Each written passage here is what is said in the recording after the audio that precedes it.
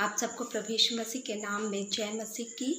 आज मैं आप लोगों के सामने मत्ती 5 का उसका 21 और 22 वचन से आप लोगों को बताना चाहती हूँ क्रोध और हत्या के बारे में। यदि हम देखें क्रोध और हत्या के बीच में एक घनिष्ठ संबंध है। एक मनुष्य तभी किसी की हत्या करता है जब उसके अंदर उस मनुष्य के प्रति क्रोध आता है। क्रोध के कारण ही एक व्यक्ति किसी व्यक्ति की हत्या करता है। कोई व्यक्ति किसी व्यक्ति को प्रेम से नहीं मारता, लेकिन क्रोध आने के कारण उसके जीवन में उस व्यक्ति के प्रति इतना अधिक क्रोध आ जाता है कि वह उसकी हत्या कर डालता है। क्रोध के कारण हम देखें बाइबल से, अगर उत्पत्ति उसका चौथा अध्याय और 5वां वचन, चौथा अध्याय उसका 9वां पद अगर हम देखें, 9वां और 10वां पद। तब यहोवा ने कैन से पूछा, तेरा भाई हाबिल कहाँ है? उसने कहा, मालूम नहीं, क्या मैं अपने भाई का रखवाला हूँ।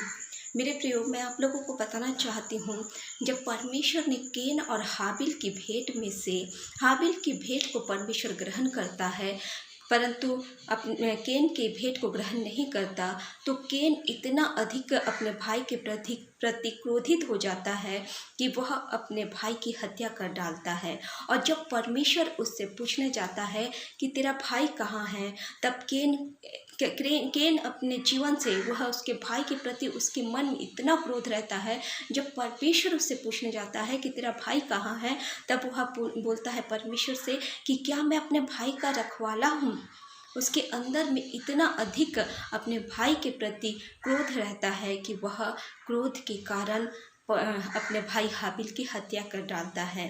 क्योंकि जब तक उसके जीवन में, यहाँ पर हम देखते हैं 10वां वचन में कहता है, उसने कहा, तूने यह क्या किया? तेरा भाई का लहू भूमि से मेरी ओर चिल्ला कर मेरी दुहाई दे रहा है। परमेश्वर कह रहा है कि तूने ये क्या किया कि तेरे भाई का लहू भूमि में से मुझको चिल्ला रहा है। कैन अपने भाई की हत्या कर डालता है क्रोध के कारण। बहुत से सारे पाप, यदि हम देखें, अत्यधिक पाप जो होते हैं वो क्रोध के कारण ही होते हैं। एक मनुष्य क्रोध के कारण ही घर नाश होते जा रहा है। लड़ाई झगड़ा हो रहा है क्रोध के कारण। पति पत्नी के बीच में तलाक हो रहा है क्रोध के कारण। मारपीट हो रहे हैं मेरे प्रियो क्रोध के कारण। तलाक हो रहे हैं क्रोध के कारण। नाना प्रकार के पाप, आधे से ज़्यादा पाप यदि हम देखें तो क्रोध के कारण ही हो रहा है। लेकिन यहाँ पर प्रभु यीशु मसीह कहता है, मत्ती उसका 5 का 17 वचन में कहता है, यह ना समझो कि मैं व्यवस्था या भविष्यवक्ताओं की पुस्तक को लोप करने आया हूँ। लोप करने नहीं, परंतु पूरा करने आया हूँ। पुराने समय में यह कहा गया था, परमेश्वर ने मूसा को एक व्यवस्था दी थी, उसमें 10 आज्ञाएं परमेश्वर ने दिया था और उसमें से एक आज्ञा थी कि हत्या ना करना। इसीलिए परमेश्वर प्रभु यीशु मसीह कहते हैं, व्यवस्था या भविष्यवक्ताओं की पुस्तक को लोप करने आया हूँ।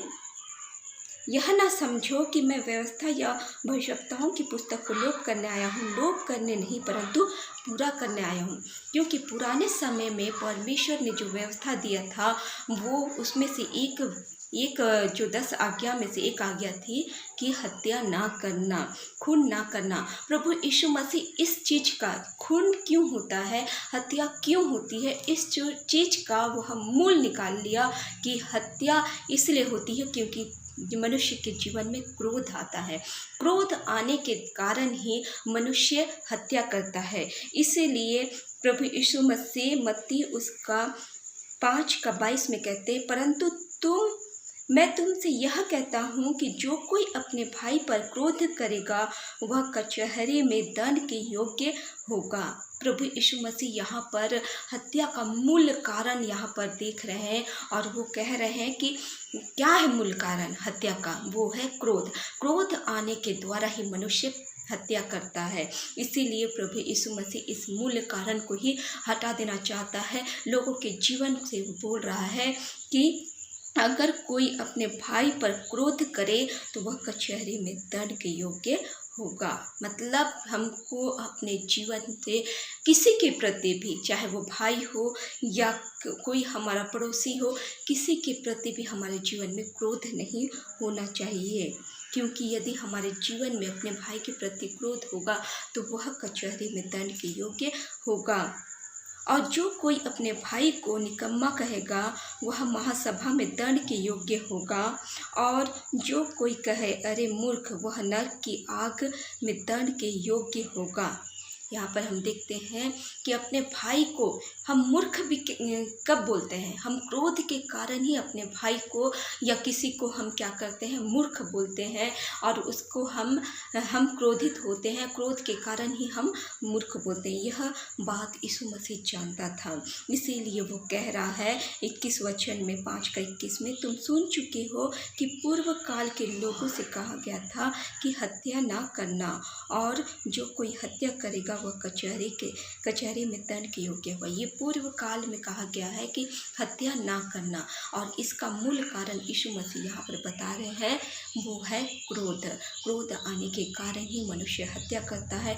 इसीलिए प्रभु यीशु मसीह कहते हैं कि तू अपने भाई पर क्रोध ना करना और उसे हे मूर्ख ना कहना, नहीं तो कचहरी में दंड के योग्य होगा। और आगे कहता है इसीलिए 23 वचन में, यदि तू अपने भेंट वेदी पर लाए और वहाँ तू स्मरण करे कि तेरे भाई के मन में तेरे लिए कुछ विरोध है, तो अपनी भेंट वही वेदी के सामने छोड़ दे और जाकर अपने भाई से मेल मिलाप कर और तब आकर अपनी भेंट चढ़ा। यदि ऐसी कोई बात अगर मन में है तो सबसे पहले जाकर अपने भाई से मेल मिलाप कर, उससे प्रेम कर, अपने जीवन का क्रोध को हटा ले और अपने भाई से मेल कर, तब तू मुझको भेंट देना। यहाँ प्रभु यीशु मसीह कह रहा है। प्रभु यीशु मसीह इस बात को कह रहा है कि हमारे जीवन में कैसे हमारे जीवन को हम नम्र बना सकते हैं, कैसे हम प्रेम से अपने जीवन को भर सकते हैं। प्रेम कब आएगा हमारे जीवन में? जब हमारे जीवन से क्रोध जाएगा। और जो आज संसार में इतनी लड़ाई झगड़ा, इतना हत्या, आत्महत्या हो रही है मेरे प्रियो, ये सारी चीज़ें कब हटेगी? जब हमारा जीवन का क्रोध शांत होगा। यदि मनुष्य अपने जीवन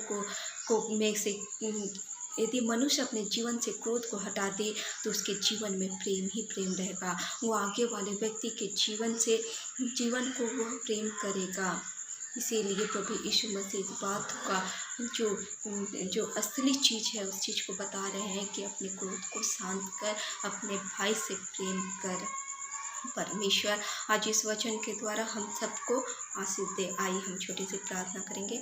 धन्यवाद करते पवित्र खुदावंद यीशु राजा, आप राजाओं के राजा और प्रभुओं के प्रभु है। प्रभु इस वक्त जो कोई भी ये वचन को सुनता है, देखता है, प्रभु इस वचन के द्वारा आप सब पर आशीष देना पिता, और होने देना सबका जीवन प्रेम पूर्वक होने पाए। प्रभु जी सब अपने जीवन को प्यारे परमेश्वर प्रेम में रखने पाए।